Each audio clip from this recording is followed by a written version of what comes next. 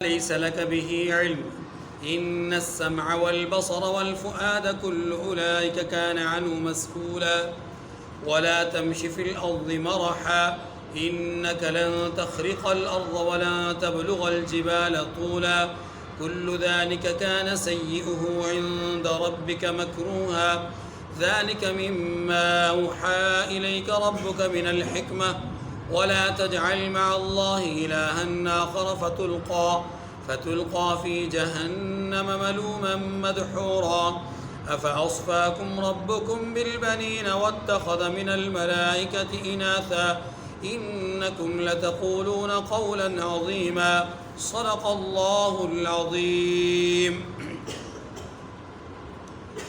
آیت نمبر 33 سے آیت نمبر 40 تک ابھی ہمارے سامنے بات آئے گی.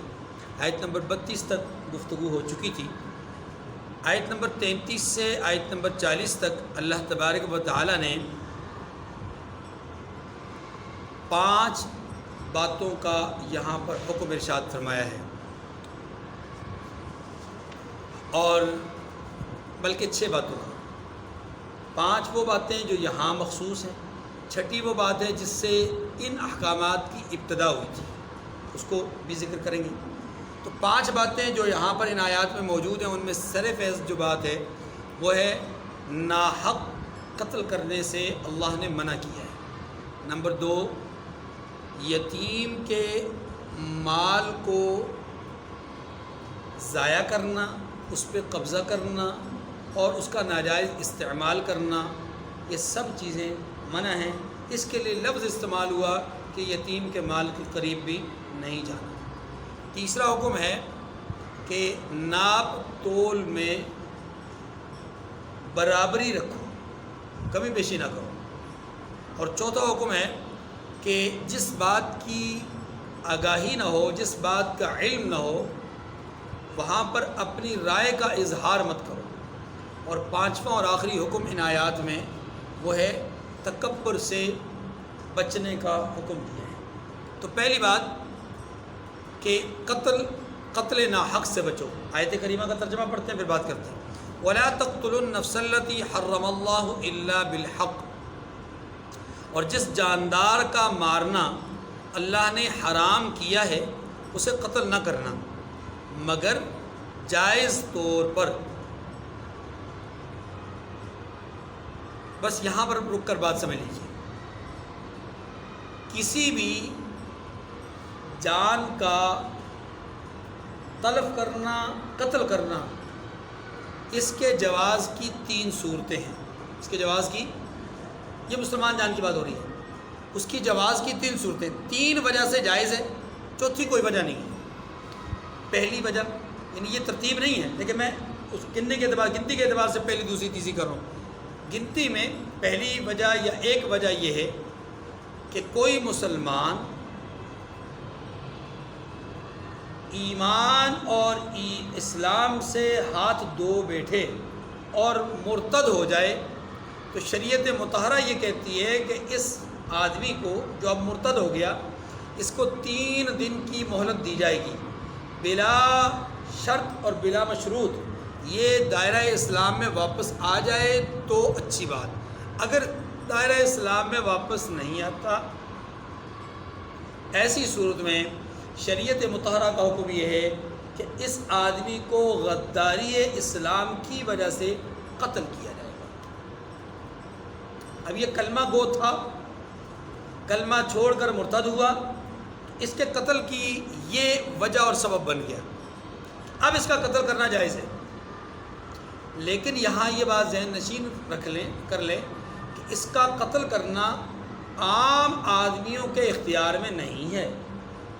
کوئی آدمی کلاشن اٹھائے، بندوق اٹھائے یا آلہ قتل اٹھائے اور اس کو قتل کرنا شروع کر دے، اس کو یہ حق نہیں ہے.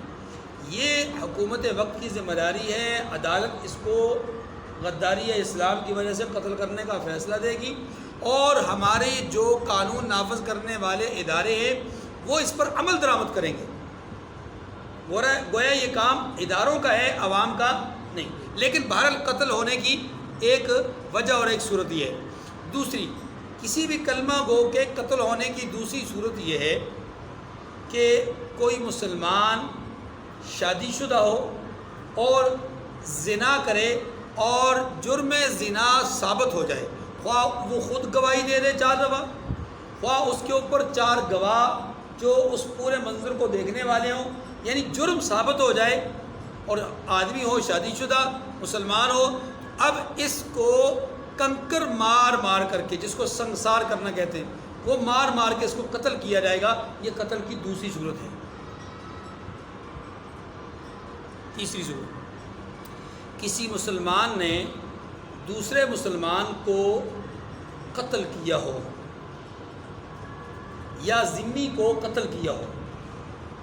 اب اگر اس نے کسی مسلمان کو قتل کر دیا تو مقتول کے ورثاء اگر اس سے قصاص لینا چاہتے ہیں تو شرعاً اس کو اس قتل کے بدلے میں قتل کیا جائے گا۔ تو قتل کی 3 صورتیں ہو گئی۔ پہلی صورت یا ایک صورت آدمی مرتد ہو جائے، دوسری صورت شادی شدہ ہو زنا کر جائے، تیسری صورت اس نے کسی مسلمان کو قتل کیا ہو، قصاصاً اس کو قتل کیا جائے۔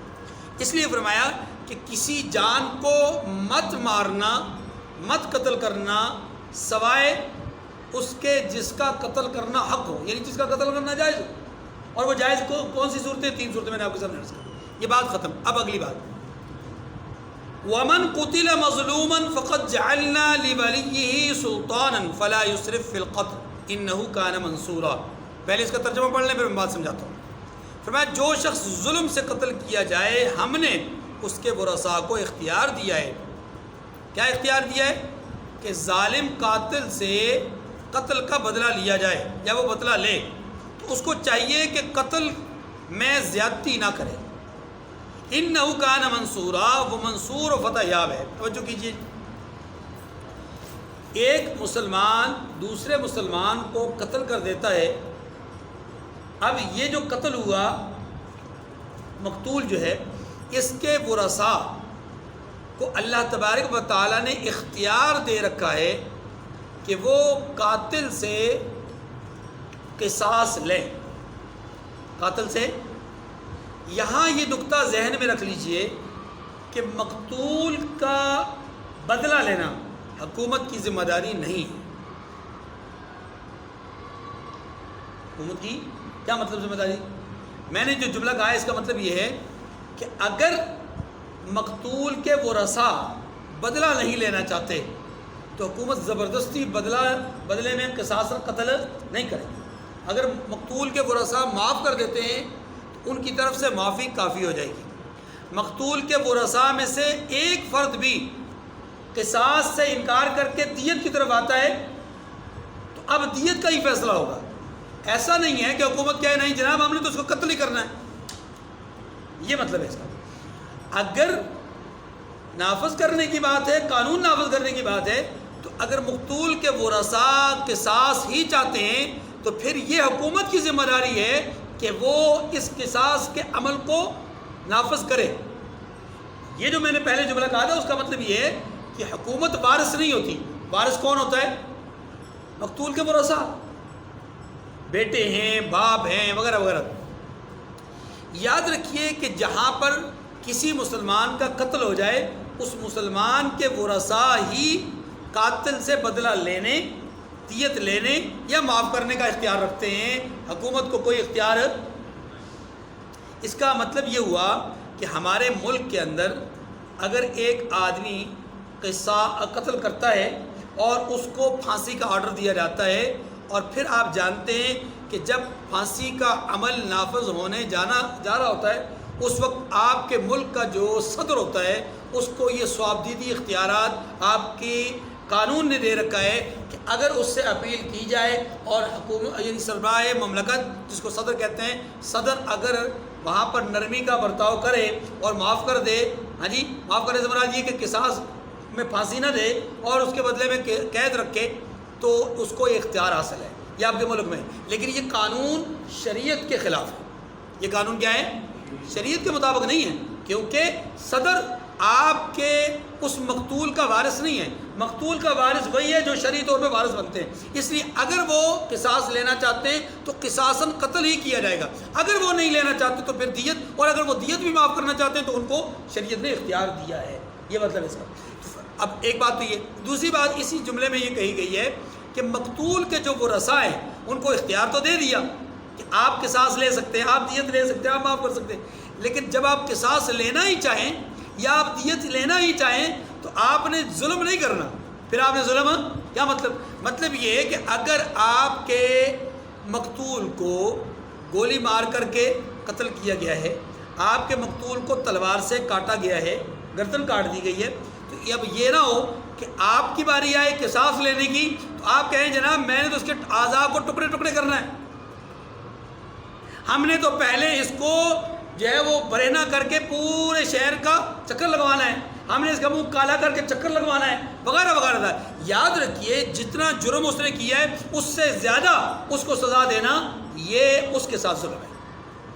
تو جو ظلم وہ کر چکا اب وہی ظلم تم کرو گے تو اللہ کے ہاں تم بھی مجرم ہوں گے. اسی لیے فرمایا فلا یسرف فی القتل, قتل میں اسراف نہ کرے, ناجائز کام نہ کرے. آگے بات, اگر وہ شریعت کے حکم پر عمل کرے گا یعنی مقتول کا وارث, انہو کان منصورا, و منصور و فتح یاب ہے, یعنی اس کی نصرت و مدد ہوگی. یہ پہلا حکم ختم ہو گیا. دوسرا حکم ہے جی یتیم کے مال کے قریب نہیں جانا. ولا تقربوا مال الیتیم الا بالتی ہی احسن حتی یبلغ اشدہ. فرمایا یتیم کے مال کے پاس بھی نہ بھٹکو مگر ایسے طریقے سے کہ بہت بہتر ہو, یہاں تک کہ وہ جوانی کو پہنچ جائے. یہ جو بات کہی گئی ہے ذرا سمجھیے, اس جملے کا پس منظر تھوڑا سا سمجھیے. رسول خدا صلی اللہ علیہ وسلم کی بعثت سے پہلے یتیموں کے مال کو ہضم کرنا, ہڑپ کرنا, اس پہ قبضہ کرنا, یہ جو اس کے ورثاء ہوتے تھے مرحوم کے, یا اس کے جو بھائی ہوتے تھے, یا اس کے جو بھی با اختیار لوگ پیچھے رشتہ دار ہوتے تھے, وہ یتیم کے مال کو ہڑپ کرنا, ہضم کرنا اپنا جائز حق سمجھتے تھے. رسول خدا صلی اللہ علیہ وسلم کی بعثت کے بعد آپ نے جب یتیموں کے حقوق کو بیان کیا, واضح کیا, تو اب حالت یہ بن گئی کہ وہ جو کافر تھے وہ تو مطلب قرآن کے مخاطب اس معاملے میں رہے ہی نہیں, اصل تو مخاطب اب رہے مسلمان. تو مسلمانوں کو یہ بتایا گیا کہ تم نے یتیموں کے مال کے قریب بھی نہیں جانا. یہ حکم بڑا سخت تھا. اب یہ اس قدر سخت حکم تھا کہ مسلمان پریشان ہو گئے, صحابہ پریشان ہو گئے کہ اگر ہم یتیم کے مال کے قریب نہیں جاتے, یعنی اس کا استعمال نہیں کرتے, خود اس کی ذات کے لیے بھی استعمال نہیں کرتے, تو ہمارے پاس تو اتنے وسائل نہیں کہ ہم یتیم کی پرورش کر سکیں اپنے مال سے. جب اپنے مال سے کر نہیں سکتے, اس کے مال کو استعمال نہیں کر پاتے, تو پھر یہ یتیم کا کیا بنے گا, اس کی پرورش کیسے ہوگی. اور اگر دوسری صورت یتیم کے مال میں سے یتیم کے اوپر پرورش کرنے کے لیے ہم خرچ کریں تو یہ خرچ کرنا بھی بڑا مشکل ہو جائے گا. اس کی بھی دو صورتیں ہیں. ایک صورت یہ کہ ان کے مال کو ہم اپنے مال کے ساتھ ملا کر اندازاً وہ ان پر خرچ کریں. دوسری صورت یہ کہ ان کے مال کو ان کے اوپر خرچ کریں سیپریٹ طریقے سے, یعنی ان کا کھانا الگ پکے, ان کی چائے الگ بنے, ان کے سارے معاملات الگ الگ بنتے رہے. اگر ہم ایسا کریں گے تو یہ تو ہمارے لیے گھر والوں کے لیے مشکل ترین کام ہوگا. اپنے لیے الگ کھانا بنائیں, ان کے لیے الگ کھانا بنائیں, تو مشکل ترین کام ہوگا. اس لیے صحابہ اکرام پریشان ہو گئے. تو اس آیت کریمہ میں وہ ابتدائی حکم ہے کہ یتیم کے مال کے قریب بھی نہ جاؤ. یہ ابتدائی طور پر روکا گیا ہے. اس کا مطلب نتیجتاً یہ ہے کہ یتیم کے مال کو ناجائز استعمال نہ کرو, یتیم کے مال کو ضائع نہ کرو, اور یتیم کے مال کو ہڑپ نہ کرو. یہ تین اس کے ضمنی مسائل آئے تھے. اسی جملے سے یہ تینوں باتیں واضح ہو گئی. نہ یتیم کے مال پہ قبضہ کرنا ہے, نہ یتیم کے مال کو ضائع کرنا ہے, اور نہ ہی یتیم کے مال میں ناجائز استعمال کرنا ہے. اب صحابہ کرام نے جب اپنے تحفظات کا اظہار کیا تو سورۃ النساء میں اللہ تبارک و تعالیٰ نے یہ بات بیان فرما دی کہ اے اہل ایمان, تم جو معاملات کر رہے ہو تمہارے دلوں کے بید تو اللہ جانتے ہیں, تمہاری نیتوں کو تو اللہ جانتے ہیں. اس لیے تم اپنی نیتوں کے مطابق جو کر رہے ہو کرو, یعنی ان کے مال کو اپنے مال کے ساتھ ملا کر بقدر ضرورت, آپ ان کی ضرورت کے مطابق ان کے مال کو استعمال کریں اور ان میں سے اس کو کھلائیں. اگر کوئی کمی بیشی ہوتی ہے، اونچ نیچ ہوتی ہے، تمہاری نیتیں صحیح ہونے کی وجہ سے اللہ تم سے مواخذہ نہیں کرے گا۔ اصل مسئلہ تو نیت کا ہے کہ اگر آپ اپنے مال کے ساتھ اس کے مال کو اس لیے ملا رہے ہیں کہ آپ اس کے مال کو اس طریقے سے اس بہانے سے کھا سکیں، تو پھر تو آپ کی نیت میں فطور ہے۔ لیکن اگر آپ کی نیت میں یہ فطور نہیں ہے، آپ کی نیت میں تو یہ ہے کہ ہم نے اس کے مال کو بچانا ہے، اکیلے ہم اس کے لیے پکا نہیں سکتے، تکلیف بھی ہے اور ضائع ہونے کا بھی خدشہ ہے، اور اگر اس کے اوپر چھوڑیں تو یہ بیچارہ اپنی پرورش کر نہیں سکتا، ہم اس کے اپنے مال میں سے بھی پرورش نہیں کر سکتے، یہ ساری چیزیں ہیں، ساری پابندی۔ اس لیے اگر آپ ان کے مال میں سے اپنے لیے اپنے مال میں شامل کر کے ان کے اوپر خرچ کرتے ہیں تو یہ جائز ہے آپ کی نیتوں پر۔ تو اس لیے یہ ابتدائی طور پہ حکم تھا کہ اس معاشرے کے اس جرم کو، اس فساد کو روکنے کے لیے جو پہلے سے موجود تھا، یتیم کے مال پہ قبضہ کرنا، اس کو روکنے کے لیے فرمایا وَلَا تَقْرَبُوا مَالَ الْيَتِيمِ، یتیم کے مال کے قریب بھی۔ ایک بات۔ دوسری بات، اسی کے ضمن میں آپ دیکھ لیں یہ جملہ اِلَّا بِالَّتِي هِيَ أَحْسَنُ، مگر یہ کہ وہ بہتر طریقے سے ہو۔ وہ بہتر طریقہ کون سا ہے؟ میں نے عرض کیا وہ جو سورۃ النساء میں بات آئی تفصیل سے۔ اب جو تیسری بات یہاں کہی گئی وہ یہ ہے کہ یتیم کو اس کا مال کب دینا ہے، یعنی کوئی بچہ ہے، بچی ہے، نابالغ ہیں، نابالغ ہی یتیم ہوتا ہے، اس کے سر سے اس کے باپ کا سایہ اٹھ گیا، اب اس کا مال جو باقی مانتا ہے وہ اس کو کب سپرد کیا جائے؟ 10 سال کی عمر میں، 12 سال کی، 14 سال کی، کس عمر میں؟ تو شریعت یہ کہتی ہے حتی یبلغ اشدہ، یہاں تک کہ وہ اپنی عمر کی بلوغت کو پہنچ جائے۔ اب بلوغت عمر کے لحاظ سے بعض حضرات کی رائے یہ ہے کہ یہ 25 سال کی عمر کو پہنچ جائے، کیونکہ میچور ہو جاتا ہے، یہاں بلوغت سے مراد عمر کی بلوغت نہیں ہے۔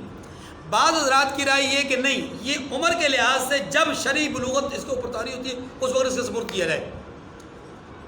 لیکن درست بات یہی ہے کہ اس کا مال اس کے سپرد اس وقت کیا جائے جب یہ نفع نقصان کو سمجھنے والا بن جائے، نفع نقصان کو سمجھنے والا بن جائے۔ یہ 16 سال کی عمر میں بن جائے، 17 کی بن جائے، 15 کی بن جائے، 18 کی بن جائے، 20 سال کی عمر بن جائے، اس وقت اس کا مال اس کے سپرد کر دیا جائے۔ کیوں؟ اس لیے کہ یہ اگر ناسمجھی کی عمر میں اس کے مال کو اس کے سپرد کیا جائے گا تو یہ ہو سکتا ہے اسے ضائع کر دے، اپنے دوست و احباب کے کہنے پر عیاشیوں میں صرف کر دے وغیرہ وغیرہ۔ اس لیے فرمایا حتی یبلغ اشدہ، جب تک کہ پختہ عمر کو نہیں پہنچتا اس وقت اس کا مال اس کے سپرد نہ کیا جائے۔ یہاں تو بات ہو گئی دوسری جو کہ مکمل۔ اب تیسری بات کا آغاز ہوتا ہے اور وہ یہ ہے وَأَوْفُوا بِالْعَهْدِ إِنَّ الْعَهْدَ كَانَ مَسْئُولًا، فرمایا عہد کو پورا کرو کہ عہد کے بارے میں ضرور پوچھ ہوگی۔ یہ درمیان میں ایک حکم ہے، عہد کو پورا کرو، عہد کے بارے میں پوچھ ہوگی۔ اسی کو اس جملے کو آپ پہلے والے جملے کے ساتھ بھی رکھ سکتے ہیں، اسی کو آپ دوسرے والے جملے کے ساتھ رکھ سکتے ہیں۔ گویا یہ درمیان میں دونوں جملوں کے لیے ایک بہترین پل کا کردار ادا کر رہا ہے، اس لحاظ سے کہ یہ دونوں جملوں کے ساتھ ہے۔ یعنی آپ کو کہا گیا، ہمیں یہ بتایا گیا کہ یتیم کے مال کے قریب نہیں جانا، گویا یتیم کے معاملے میں جو اللہ کا عہد ہے اس کو پورا کرو، یتیم کے معاملے میں جو تمہیں دین کا حکم دیا گیا ہے اس کو پورا کرو۔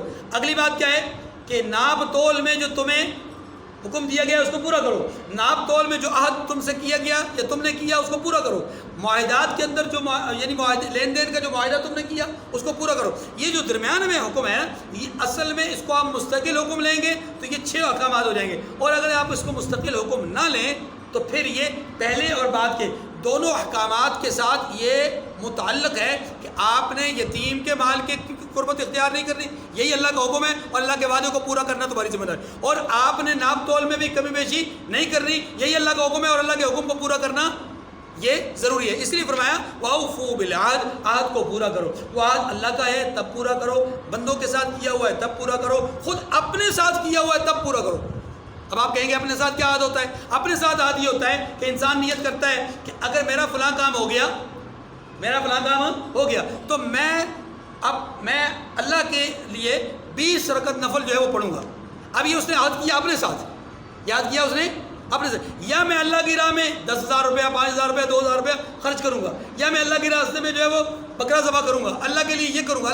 یہ جو اپنے ساتھ وہ عہد کر رہا ہے اس عہد کو بھی پورا کرنا ہے۔ لوگوں کے ساتھ عہد کیا ہے؟ آپ جانتے ہیں کہ آپ کسی جگہ پہ جاتے ہیں، کوئی ملازمت کرنے کے لیے وہاں ایگریمنٹ کرتے ہیں، یا آپ کوئی معاملہ کرتے ہیں اس میں ایگریمنٹ کرتے ہیں، آپ دنیاوی طور پر کوئی لین دین کرتے ہیں وہاں پر بھی ایگریمنٹ کرتے ہیں، آپ اسی طریقے سے شادی بیاہ کرتے ہیں وہاں پر بھی ایک ایگریمنٹ ہوتا ہے، معاہدہ ہوتا ہے. یعنی جتنے بھی انسانی معاہدات ہیں وہ تمام معاہدات اس کے اندر آ جاتے ہیں. اور الست بربکم قالوا بلا، یہ جو عہد الست ہے کیا وہ اس میں شامل نہیں؟ وہ بھی اس میں شامل ہے. تو نبی کے ساتھ جو ہم نے وعدہ کیا اس کو بھی پورا کرنا ہے، رب کے ساتھ جو وعدہ کیا اس کو بھی، لا الہ الا اللہ اللہ کے ساتھ کیا ہوا وعدہ اور محمد رسول اللہ نبی کے ساتھ کیا ہوا، تو اللہ اور اس کے رسول کے وعدوں کو بھی پورا کرنا ہے، بندوں کے وعدوں کو بھی پورا کرنا ہے، اور اپنے ساتھ کیے ہوئے عہد کو بھی پورا کرنا ہے. اب اگلی بھائی بات، وَأَوْفُوا الْكَيْلَ إِذَا كِلْتُمْ وَزِنُوا بِالْقِسْطَاسِ الْمُسْتَقِيمِ.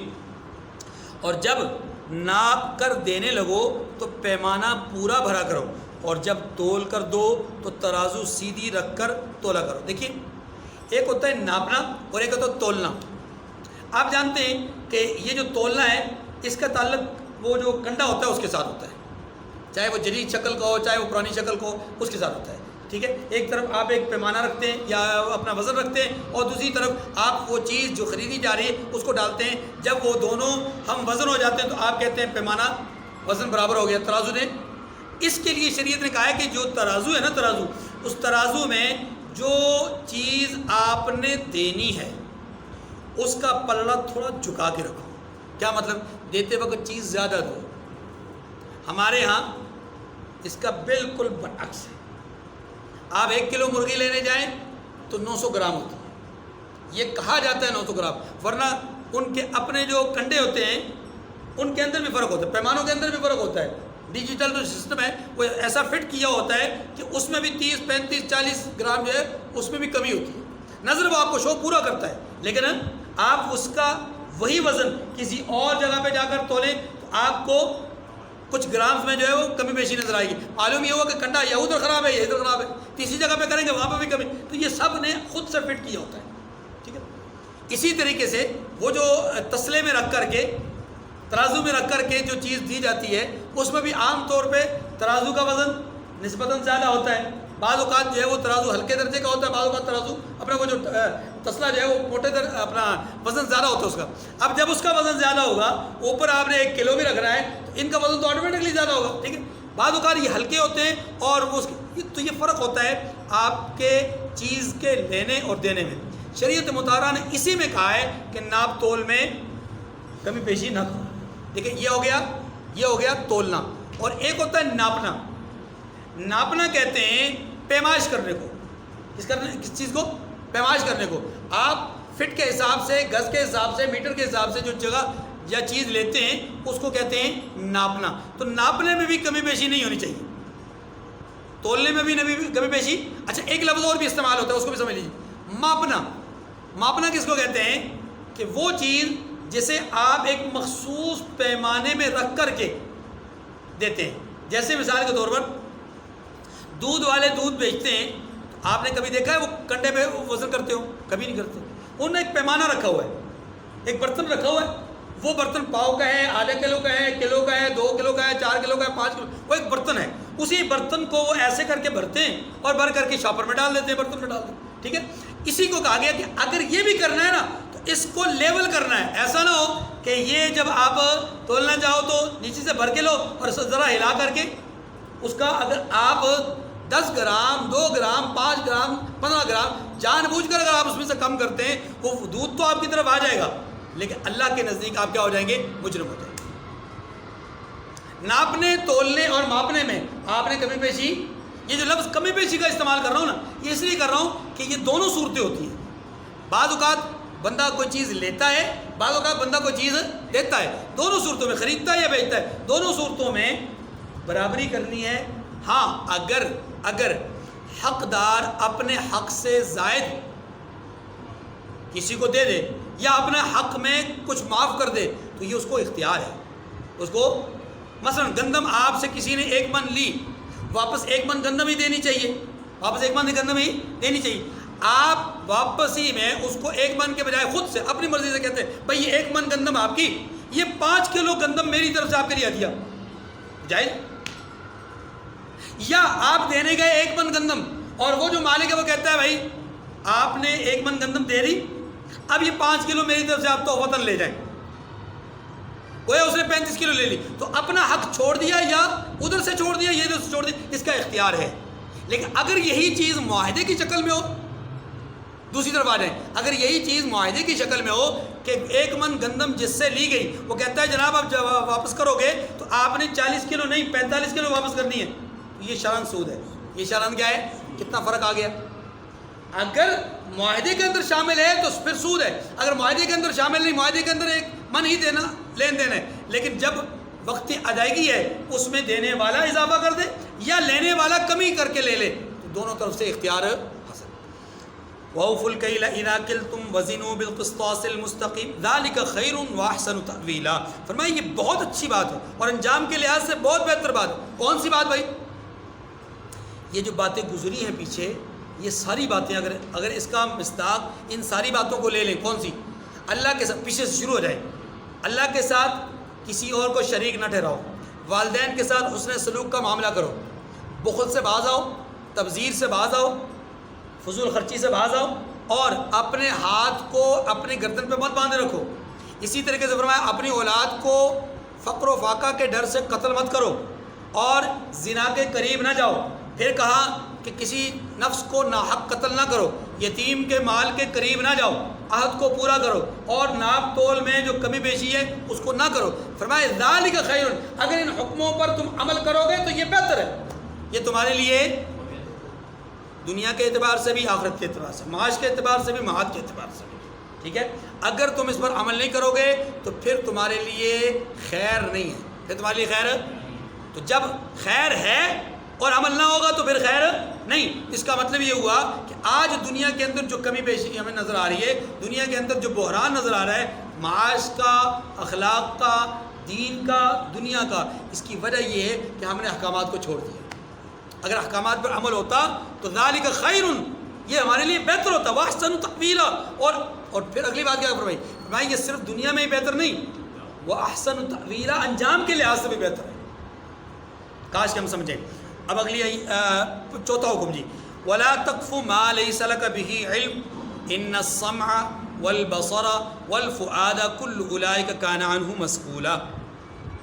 فرمایا کہ جس چیز کا تجھے علم نہیں، اللہ اپنے بندے سے کہہ رہے ہیں بندے جس چیز کا تجھے علم نہیں اس کے پیچھے نہ پڑ، کہ کان اور آنکھ اور دل ان سب سے ضرور پوچھ ہوگی۔ توجہ کیجئے جی، اللہ پاک نے اس آیت کریمہ میں جو ہمیں حکم دیا وہ کیا دیا ہے کہ کسی آدمی کے کسی عیب کو، کسی راز کو، جسے ہم نہیں جانتے، ہم کسی عیب کو جانتے نہیں، لیکن خود سے اس کی ذات میں عیب بیان کرنا، خود سے اس کا کوئی راز بنا کر کے فاش کرنا، یہ ہمارے لیے شرعاً ممنوع ہے۔ اسی بات کی طرف اشارہ ہے۔ اسی کے ضمن میں یہ بات بھی کہی گئی ہے کہ کسی پر جھوٹی گواہی نہ دو۔ یہ دونوں باتیں ہو گئی، جھوٹی گواہی بھی نہیں دینی، کسی کے اوپر الزام تراشی بھی نہیں کرنی۔ آسان لفظوں میں سمجھیں، جھوٹی گواہی بھی نہیں دینی، الزام تراشی بھی۔ یاد رکھیے رحمت دو عالم صلی اللہ علیہ وسلم نے ارشاد فرمایا کہ جب کوئی آدمی شہادت زور سے کام لیتا ہے، جھوٹی گواہی دیتا ہے، فرمایا وہ اپنی جگہ سے ہٹتا نہیں، اپنی جگہ سے پلٹتا نہیں، پہلے ہی رب کی طرف سے اس کے لیے جہنم کا فیصلہ ہو جاتا ہے۔ جھوٹی گواہی ان 7 بڑے گناہوں میں سے، ان 7 بڑے گناہوں میں سے جن کے اوپر ہلاکت یقینی ہے، تباہی یقینی ہے، اخروی اعتبار سے، آخرت کے اعتبار سے جہنم یقینی ہے۔ وہ 7 گناہ ان میں سے ایک گناہ شہادت زور ہے۔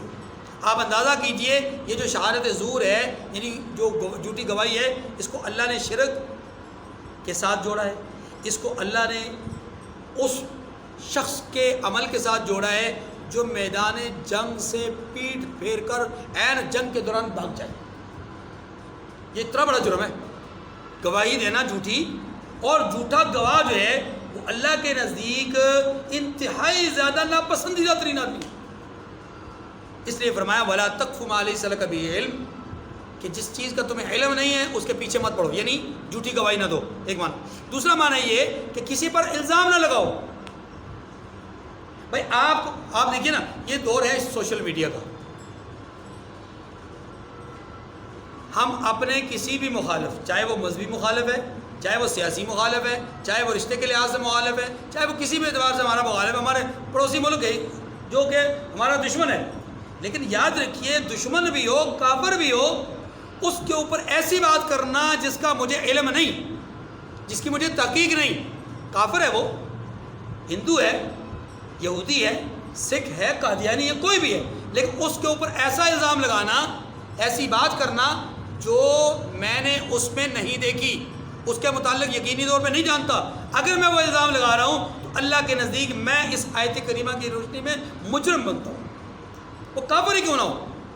اور اگر وہ ہو بھی مسلمان، ہاں جی ہو بھی مسلمان، اور مسلمانوں میں بھی ہو نمازی عالم، اور پھر ہم اس پہ کوئی الزام لگائیں، ہاں جی جس کا ہمیں تحقیقی طور پہ علم نہ ہو، صرف اپنے ایک گمان کی حد تک، اپنے ایک تصور کی حد تک، تو پھر ہم کہاں کھڑے ہوں گے؟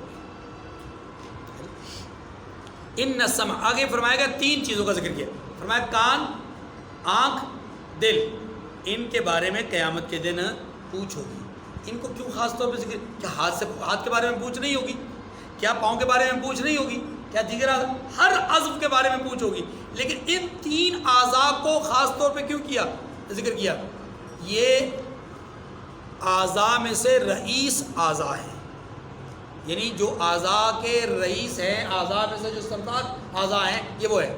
انسان کے علم میں اضافہ ہوتا ہے آنکھ سے، علم میں اضافہ ہوتا ہے کان سے، علم میں اضافہ ہوتا ہے دل سے۔ دل روحانی طور پر، دل یقین کے طور پر، دل نظریے کے طور پر آپ کو علم کا فائدہ دیتا ہے، آنکھ مشاہدے کے طور پر آپ کو علم کا فائدہ دیتی ہے، کان سماعت کے طور پر آپ کو علم کا فائدہ دیتا ہے۔ اصل بات پیچھے کیا کہے گی؟ جس بات کا علم نہیں اس کے پیچھے پڑھنا نہیں، جس بات کو جانتے نہیں اس بات کا الزام لگانا نہیں، جو بات جانتے نہیں اس کی گواہی نہیں دینی، یہی بات کہے گی نا۔ اب ظاہر ہے انسان گواہی دیتا ہے آنکھ سے دیکھ کر، گواہی دیتا ہے کان سے سن کر، ٹھیک ہے، گواہی دیتا ہے یقین کی بنیاد پر۔ اگر انسان جھوٹا یقین جھوٹی چیز پر یقین کرتا ہے تو دل کا قصور ہے۔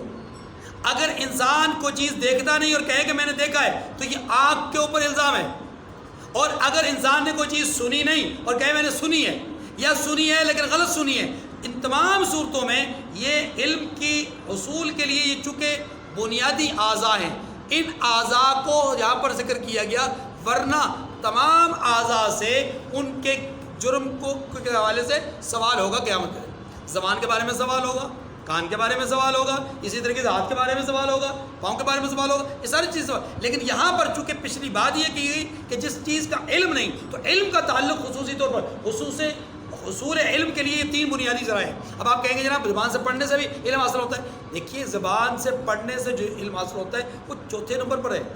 بنیادی ذریعہ کس چیز کا ہے؟ اس وقت آپ کے کیا ذریعہ اختیار کیے ہوئے علم کا؟ آپ دیکھ رہے ہیں، آپ سن رہے ہیں، میں بول رہا ہوں صرف، آپ سن رہے ہیں۔ تو اصل جو علم کے ذرائع ہیں، بنیادی ذرائع، وہ یہ 2 ہیں۔ اور پھر اگر روحانی اعتبار سے دیکھا جائے، یقین کے اعتبار سے دیکھا جائے، پھر دل کا اس کا وَلَا تَمْشِ فِي الْأَرْضِ مَرَحًا، 4 حکم ہو گئے جی۔ وَلَا تَمْشِ فِي الْأَرْضِ مَرَحًا، اور زمین پر اکڑ کر مت چل۔ إِنَّكَ لَن تَخْرِقَ الْأَرْضَ وَلَن تَبْلُغَ الْجِبَالَ طُولًا، بڑی پیاری بات فرمایا کہ تو زمین کو پھاڑ تو نہیں ڈالے گا اور نہ لمبا ہو کر پہاڑوں تک پہنچ جائے گا۔ ابھی بات سمجھیے، تکبر، غرور اللہ کے ہاں انتہائی زیادہ ناپسندیدہ عمل ہے، بلکہ خالق کائنات کی طرف سے بندوں کو یہ پیغام دیا گیا ہے کہ الکبریاء ردائی، کبر، بڑائی یہ میری چادر ہے۔ اللہ فرماتے ہیں یہ میری چادر ہے، کوئی اس چادر کو کھینچنے کی کوشش کرے گا تو میں اسے ہلاک کر ڈالوں گا۔ حدیث مبارکہ میں آتا ہے جو تکبر ہے اس کی تعریف آتی ہے، بطر الحق و غمت الناس،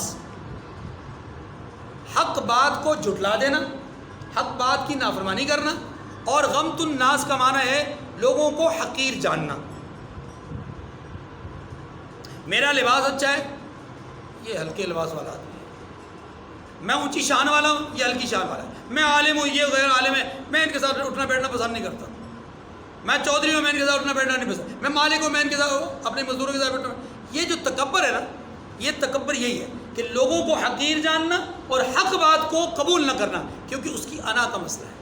آپ جانتے ہیں بہت سارے لوگ ان کے سامنے جب آپ قرآن کی بات کرتے ہیں، جب آپ حدیث کی بات کرتے ہیں، ان کا دل اور دماغ اس بات کو مانتا ہے کہ یہ بات درست ہے، یہ بات سچ، یار یہ واقعی حق یہی ہے، لیکن مانتے نہیں۔ کیوں؟ اس لیے کہ ان کے ذاتی اسٹیٹس کو نقصان پہنچتا ہے، ان کے مفاد کو نقصان پہنچتا ہے۔ مشرکین مکہ میں سے بیشتر لوگ تکبر کی وجہ سے پیچھے رہ گئے۔ جن کے اندر تکبر نہیں تھا، عاجزی تھی، ضد نہیں تھی، اناد نہیں تھی، اللہ نے ان کو ہدایت نصیب فرما دی۔ ٹھیک ہے؟ اچھا ایک بات، دوسری بات یہ سمجھیے کہ تکبر کے حوالے سے اللہ رب العزت نے یہ ارشاد فرمایا ہے کہ یہ جو متکبرین ہیں، انہ لا يحب المستکبرین، اللہ تکبر کرنے والوں کو پسند نہیں کرتے۔ اور ساتھ یہ بھی کہ ان متکبرین کو سیدخلون جہنم، کہ ہم ان کو عنقریب جہنم میں داخل کریں گے۔ اور یہ بھی کہا گیا کہ وہ جو فلبئس مثوى المتکبرین، کہ متکبرین کا ٹھکانہ بہت ہی برا ہے۔ یہ مختلف آیات میں تکبر کی مذمت بیان کی گئی۔ امام غزالی رحمۃ اللہ علیہ نے تکبر کے حوالے سے 3 باتیں ارشاد فرمائی ہیں کہ تکبر 3 طرح کا ہوتا ہے۔ تکبر کتنی طرح کا ہوتا ہے؟ نمبر 1 اللہ کے مقابلے میں تکبر کرنا، نمبر 2 رسول کے مقابلے میں تکبر کرنا، نمبر 3 عام انسانوں کے مقابلے میں تکبر کرنا۔ اللہ کے مقابلے میں تکبر کرنا یہ کفر ہے۔ کوئی بندہ اللہ کی بات کو کہے کہ نہیں اس کی کوئی حیثیت نہیں، میرے سامنے نعوذ باللہ، اللہ کے حکم کی کوئی حیثیت نہیں ہے، یا میں نہیں مانتا، میں تسلیم نہیں کرتا، حقیر سمجھ کر اللہ کے حکم کو ترک کر دے۔ ایک ہے مطلب اپنی غفلت اور سستی کی وجہ سے اللہ کے حکم کو چھوڑنا، نماز کا وقت آیا نماز چھوڑ دی غفلت کی وجہ سے، نماز چھوڑ دی اپنی نیند کی وجہ سے، نماز چھوڑ دی اپنی دنیاوی مصروفیت کی وجہ سے، یہ گناہ ہے۔ لیکن ایک یہ کہ نماز کو کہے کہ نماز کی حیثیت کیا ہے، اب پہ بڈھے ہوں گے پڑھ لیں گے، ہاں جی، تو یہ اس کا مطلب ہے اس نے نماز کو حقیر سمجھا۔ تو نماز کیا تھا؟ اللہ کا حکم، اللہ کے حکم کو حقیر جاننا اللہ کے مقابلے میں تکبر ہے۔ اور یاد رکھیے جو شخص اللہ کے مقابلے میں تکبر کرتا ہے وہ کیا کرتا ہے؟ کفر کرتا ہے۔ نمبر 2 رسول کے مقابلے میں تکبر، رسول کے مقابلے میں تکبر بھی بالکل اسی طرح ہے کہ رسول کے طریقے، رسول کے حکم، رسول کی سنت کے مقابلے میں اپنے آپ کو، اپنے عمل کو، اپنے کردار کو، اپنے فعل کو اعلیٰ سمجھے اور رسول کے عمل اور کردار کو کیا سمجھے؟ ہلکا سمجھے، تو یہ بھی کیا ہے؟ تکبر ہے، اور یہ بھی کفر ہے۔ یہ بھی کیا ہے؟ تیسری صورت یہ کہ بندہ اللہ اور اس کے رسول کے مقابلے میں تو کفر نہیں کرتا، یعنی تکبر نہیں کرتا، لیکن بندوں کے مقابلے میں تکبر کرتا ہے، لوگوں کو حقیر سمجھتا ہے، کسی غریب کے ساتھ بیٹھنا پسند نہیں کرتا، کسی غریب کے ساتھ مطلب کھانا پسند نہیں کرتا، اپنے ملازم کو اپنے ساتھ بٹھانا پسند نہیں کرتا، اپنے ماتحت کے ساتھ جو ہے وہ بات چیت کرنا پسند نہیں کرتا، اپنے ماتحت کے ساتھ ہنس کر بات کرنا پسند نہیں کرتا، حالانکہ اسی لمحے اسی وقت کوئی اور صاحب حیثیت آ جائے اس کو مل کر اپنا خندہ پیشانی کے ساتھ ملتا ہے، معانقہ کرتا ہے، گپ شپ کرتا ہے، اس کے لیے چیزیں منگواتا ہے، اور وہ جو غریب پاس کھڑا ہوتا ہے اس کی طرح سے کر کے دیکھتا ہے، تو یہ کیا ہے؟ تکبر۔ یہ کیا ہے؟ اب سمجھیے، یہ جو 3 طرح کا تکبر ہے، پہلا اور دوسرا تکبر کفر ہے، تیسرا تکبر کفر نہیں ہے، گناہ کبیرہ ہے، یہ بھی اللہ کو پسند نہیں۔ اب اگلی بات کہ تکبر کے دور کرنے کے لیے کیا علاج ہے؟ تو اس کے لیے پہلا علاج یہ ہے کہ بندہ اپنے کام خود کرنا شروع کر دے، کوشش کرے زیادہ سے زیادہ اپنے کاموں کو خود کرے۔ یہ جو آرڈر دینے والا معاملہ ہے نا، اس کو کم از کم کرے۔ ہاں بعض چیزیں ایسی ہوتی ہیں کہ جہاں پر انسان کو اس دنیاوی زندگی کے اندر رہتے ہوئے مجبوراً آرڈر کرنے پڑتے ہیں۔ مثلا فیکٹری کا مالک ہے، دفتر میں بیٹھا ہوا ہے، اب اگر وہ گلاس لے کر کے باہر جائے گا، کولر سے پانی ڈالے گا اور ڈال کر کے واپس آ کر پیے گا، تو کر تو بہت اچھا رہا ہے، شرن بہت اچھا کر رہا ہے، لیکن اس کے ملازمین بھی ہماری طرح ہوتے ہیں نا، وہ بھی انسان ہوتے ہیں، وہ کہتے ہیں اچھا باؤ جی کی بیلی کوئی نہیں، سنتا ہی کوئی نہیں، مانتا ہی کوئی نہیں ہے۔ اب وہ اپنے انداز میں سوچ رہے ہیں، اس نے اپنے انداز میں سوچا، اس نے اپنے انداز میں سوچا، نتیجہ کیا ہوا؟ ماحول خراب ہونے کا خدشہ ہے۔ تو اگر ماحول خراب ہونے کا خدشہ ہو تو وہاں پر آپ اپنے اسٹیٹس کو قائم رکھیں، یہ ضروری بھی ہے تاکہ آپ نظام زندگی جو ہے وہ چلا سکیں۔ لیکن جہاں پر آپ سمجھتے ہیں کہ نہیں یہاں یہ ضروری نہیں ہے، مثلا آپ گھر میں بیٹھے ہوئے ہیں، آپ اپنا جوتا خود قریب کر سکتے ہیں، لیکن آپ جوتا قریب کرنے کے بجائے بیل کرتے ہیں یا آواز دیتے ہیں باہر سے کہ خان صاحب فلانا صاحب اندر آؤ، ہاں جی، یا چوکیدار کو بلاتے ہیں یہ جوتا میرے قریب کر دو. اب اتنے سے کام کے لیے آپ نے گیٹ سے ایک بندے کو بلایا، یہ تکبر ہے. یہ کیا ہے؟ یہ تکبر ہے. اب اس لیے آپ سمجھیے کہ اپنے کاموں کو خود کرنے کی عادت ڈالنے سے تکبر کم ہوتا ہے، غرور کم ہوتا ہے. دوسرا جو اس سے بھی زیادہ زبردست بات ہے، اور وہ یہ ہے کہ عاجزی اپنے اندر اس طرح اختیار کرے کہ جو غریب اور پسماندہ لوگ ہیں ان کے ساتھ اٹھنا بیٹھنا پسند کرے. کبھی کبھی بلا ضرورت بھی ان کے ساتھ بیٹھ جائے، کبھی کبھی ان کے ساتھ بیٹھ کر کے کھا پی لے. اس سے تکبر دور ہوتا ہے. ہمارے استاد محترم حضرت مولانا فضل محمد صاحب دامت برکاتہم العالیہ حیات ہیں، اللہ تعالیٰ ان کو صحت تندرستی اور عافیت کے ساتھ درازی عمر نصیب فرمائے. آپ فرمایا کرتے تھے اور عملاً ایسا کرتے بھی تھے.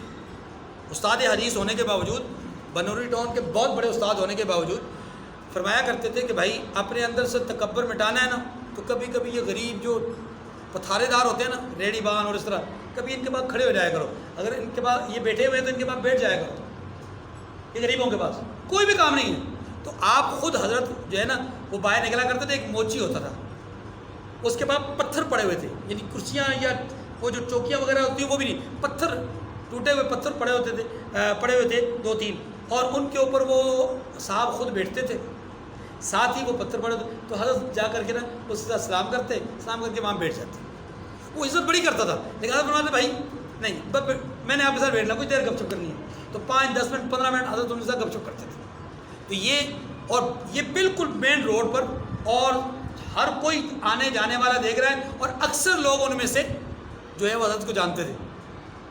تو یہ جو عاجزی ہے نا، جس کو کہتے ہیں آپ غریب اور کمزور لوگوں کے ساتھ، پسماندہ لوگوں کے ساتھ اٹھنا بیٹھنا، ان کے ساتھ کھانا پینا، یہ بھی انسان کے اندر تکبر کو ختم کر دیتی ہے. دیکھیے فرمایا انک لن تخرق. اچھا یہاں بات کیا کہی گئی؟ فرمایا تم زمین پہ اکڑ اکڑ کے مت چلو، کیونکہ دیکھو تمہارے اکڑنے سے زمین تو پھٹے گی نہیں.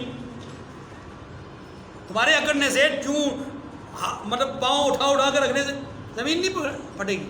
اور دوسری بات یہ کہ اگر تم یہ سمجھو کہ میرے اکڑنے سے میرا قد بہت لمبا ہو جائے گا، تو قد بھی لمبا نہیں ہوگا. تم پہاڑ کی اونچائی کو پہنچ نہیں سکتے، تو کیوں خواہ وہ کام کر رہے ہو جس پر وعید سخت ہے. اور حدیث شریف میں آتا ہے کہ قیامت کے دن متکبرین کو چیونٹیوں کی شکل میں اٹھایا جائے گا. وہ جو دنیا میں اپنے آپ کو بہت بلند سمجھتے ہیں ان کو پست ترین رکھا جائے گا. کل ذالک کان سیئہ عند ربک مکروہا. ان سب کی برائی تیرے پروردگار کے نزدیک بہت ناپسندیدہ ہے. یعنی کن سب کی؟ یہ جو جتنے جرائم بیان ہوئے ہیں جن سے بچنے کے لیے کہا گیا، ان تمام جرائم کے بارے میں اللہ فرماتے ہیں کہ یہ آپ کے رب کے نزدیک بہت ہی ناپسندیدہ عمل ہیں. ذالک مما اوحی الیک ربک من الحکمہ ولا تجعل مع اللہ الہا آخر فتلقی فی جہنم ملوما مدحورا. فرمایا محبوب یہ ان احکامات میں سے، ہدایتوں میں سے ہے جو اللہ نے دانائی کی باتیں آپ کی طرف وحی کی ہیں، اور اللہ کے ساتھ کوئی اور معبود نہ بنانا، کہ ایسا کرنے سے ملامت زدہ اور راندہ درگاہ بنا کر جہنم میں ڈال دیے جاؤ گے. اللہ نے بظاہر الفاظ اپنے حبیب کے لیے کہے، لیکن یاد رکھیے اس سے مراد امت کو سمجھانا ہے. اب آپ غور کیجئے، وَلَا تَجْعَلْ مَعَ اللَّهِ إِلَٰهًا. بس ایک جملہ کہتا ہوں. ان احکامات کا تعلق جس کی ابتدا اللہ تبارک و تعالیٰ نے آیت نمبر 22 سے کی تھی، آیت نمبر 22 سے لے کر کے آیت نمبر 39 تک، ان 17 آیات میں مختلف احکامات ہمارے سامنے آئے. ان تمام احکامات کی ابتدا اور انتہا اللہ نے مسئلہ توحید سے کی ہے. ابتدا بھی توحید، انتہا بھی. اس سے معلوم یہ ہوا کہ انسان کی ابتدا بھی توحید سے، انسان کی انتہا بھی. غور کیجئے، اللہ اکبر سے آغاز ہوتا ہے جی، اور اللہ اکبر سے اختتام ہوتا ہے. ایسی ہے کہ نہیں؟ اچھا، انسان کی ابتدا اللہ سے، اللہ کے نام سے، انتہا بھی اس کے اللہ کے نام سے ہو تو پھر وہ انسان کامیاب ہے. اسی لیے فرمایا گیا کہ جب بچہ بولنا شروع کرے تو اس کو کیا سکھاؤ؟ اللہ. اور جب آخری الفاظ وہ ادا کرے تو اگر من قال آخر کلامہ لا الہ الا اللہ دخل الجنہ، جس نے اپنی زندگی کا آخری جملہ لا الہ الا اللہ کہا وہ جنت میں چلا گیا. اس سے معلوم یہ ہوا کہ یہ توحید، اللہ کی کبریائی، اللہ کی بڑائی اور اللہ ہی سب کچھ ہے، اسی سے ابتدا ہے، اسی سے انتہا ہے۔ فتلقیٰ فی جہنم ملوما مدحورا، اگر تکبر کریں گے، اللہ کے ساتھ کوئی اور خدا مانیں گے یا جو ہے وہ اس کے ساتھ کسی کو شریک ٹھہرائیں گے تو پھر ملامت بھی ہوگی اور راندہ درگاہ بنا کر جہنم میں ڈال دیے جائیں گے۔ افاصفاکم ربکم بالبنین واتخذ من الملائکۃ اناثا، یہ عرب کے اس برے نظریے کی طرف اشارہ ہے کہ اول تو وہ اپنے لیے بیٹیاں پسند نہیں کرتے تھے، ایک بات۔ دوسری بات یہ ہے کہ اللہ کے لیے اولاد کا تصور وہ کرتے تھے، جس سے منع کیا گیا تھا، جس سے منع کیا گیا۔ اللہ کی اولاد نہیں ہے لیکن وہ تصور کرتے تھے۔ اچھا، پھر اولاد بھی اللہ کے لیے وہ مانتے تھے کہ جو بیٹیوں کی صورت میں ہو، یعنی فرشتوں کو اللہ کی اولاد مانتے تھے اور وہ بھی اللہ کی بیٹیاں سمجھتے تھے۔ اللہ فرماتے ہیں افاصفاکم ربکم بالبنین واتخذ من الملائکۃ اناثا، اے مشرکو کیا تمہارے پروردگار نے تمہیں تو لڑکے دیے اور خود فرشتوں کو بیٹیاں بنا دیا؟ تم کیسا عقیدہ، کیسا نظریہ رکھتے ہو؟ اصطفى البنات علی البنین، اللہ کے لیے تم نے بیٹوں پر بیٹیوں کو ترجیح دے دی ہے۔ ما لکم، کیا ہو گیا تمہیں؟ کیف تحکمون، کیسے فیصلے کرتے ہو؟ انکم لتقولون قولا عظیما، یہ کوئی شک نہیں ہے تم بہت ہی نامعقول بات کہتے ہو۔ آخر الدعوانا